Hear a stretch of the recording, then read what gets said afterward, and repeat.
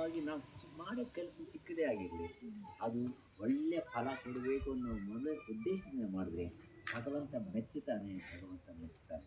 ಅದನ್ನು ಇಂಥ ಸೇವಾ ಕಾರ್ಯಕ್ರಮಗಳನ್ನು ಮಾಡಿಸಿ 10 ಜನಗಳನ್ನು ಕ್ರೋಢೀಕರಣ ಮಾಡಿ ಅವರ ಮುಖಾಂತರ ಒಳ್ಳೆಯ ಕೆಲಸವನ್ನು ಮಾಡಿಸ್ತಕ್ಕಂಥ ನಮ್ಮ ಯತೀಶಿದು ಮತ್ತು ನಿಮ್ಮ ಸಭಿಕರಿಗಾಗಿ ಬಂದಿರತಕ್ಕಂಥ ನಿಮ್ಮೆಲ್ಲರಿಗೂ ಕೊನೆಯದಾಗಿ ಶತಾಯುಷಿದಾಗಿರ್ತಕ್ಕಂಥ ತಿಮ್ಮಕ್ಕ ನೀವು ಇಂಕಾಕು 25 ఉండಲ್ಲ. ಯಾಕೆ ಕೃಷ್ಣುಡು పుట్టింది కృష్ణుడు 125 ఏళ్ళు అంటే ನೀವು 125 ఏళ్ళు ఉండಲ್ಲ. ಅಂದರೆ ಜೀವನ ಕಷ್ಟ ಅಲ್ಲ, ಹೀಗೆ ಇರ್ತಾಳೆ, ಏನು ಪ್ರಾಬ್ಲಮ್ ಇಲ್ಲ. ನೋಡಿ, ನಮಗೆ ಕೆಳಗೆ ಕೂತ್ಕೊಳ್ಳೋದು ಕಷ್ಟ, ಅವ್ರಿಗೆ ಆ ಕಷ್ಟವೇ ಇಲ್ಲ. ಕಾಳು ಮಾಡಿಸ್ಕೊಳ್ಳೋದು ನಮಗೆ ಕಷ್ಟ, ಅವ್ಳಿಗೇನು ಕಷ್ಟವೇ ಇಲ್ಲ.